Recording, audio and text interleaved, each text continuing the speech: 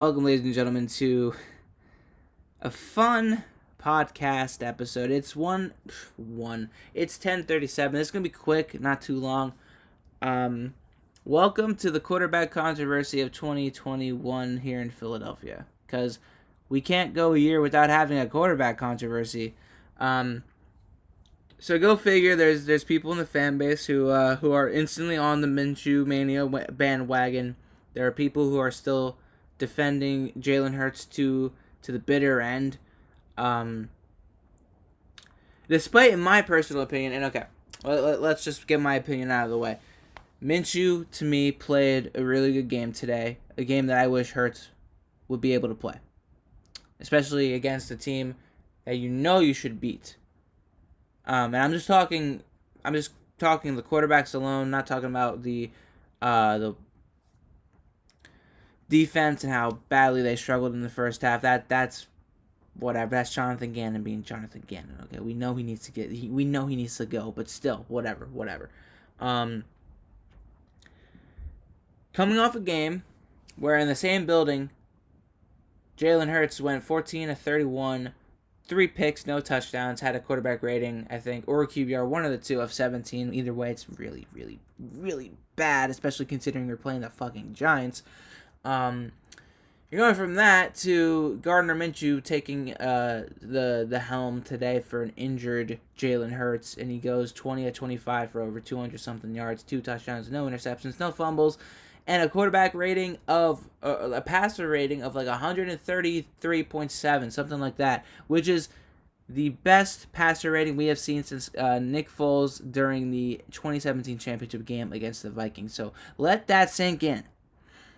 And look, I understand both sides of the coin here when it comes to Minshew and Hurts. We obviously want to see Hurts and what he can do throughout the a full season of football. But at the same time, in all honesty, especially after last week, he has not shown me anything worth clinging on to as far as being the quarterback of the future. No development that I can really, confirm.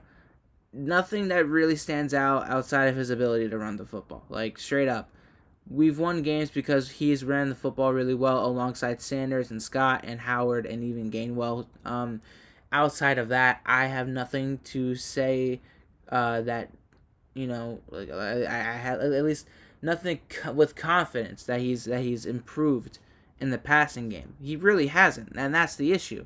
Do I wish that wasn't the case? Of course, I wish this would work out. I really do. But at the same time, he doesn't go through his progressions very well. He never seems truly comfortable within the pocket, which doesn't help him going through said progressions, reading a defense, making the correct reads when it comes to throwing the football. His timing is always off with receivers. Today I saw a quarterback with Minshew who he had a couple of bad throws, but reminder, he hasn't played football as a starter in over a fucking year almost. Not only that, but he got traded here at the end of preseason. So he never really had a chance to gel with anybody on this roster outside of practice during the regular season behind Joe Flacco and eventually behind Hurts. So he's always been at an unfair advantage, for one, as far as, actually evaluating him and his talent. And number two, man, like, I just loved his energy. Like, straight up, he was entertaining to watch. Whenever he scored a touchdown or had a big play or something, it was just fun to watch him be happy to play football. He looked like he was having fun. I love Hurts and his composement. Like, he always looks so composed. He looks very serious and very ready. Never upset, never flustered. That's great and everything. But at the same time, I love seeing, like, back in the good old days when McNabb throws a deep bomb to Deshaun Jackson, and he's jumping around, pointing at the sky like, oh, yeah, man, look at that, having a good time. Michael Vick did the same thing, even though he was more poised and composed. He still did that same old thing. He would always celebrate with his teammates. I like seeing that. I never see Hurts do that. Hurts is a great leader. We know that. But at the same time, man, if I just had to evaluate the way he plays, and I'm on the firm belief that we cannot win with Hurts, because we cannot win we can't win running the football all the damn time.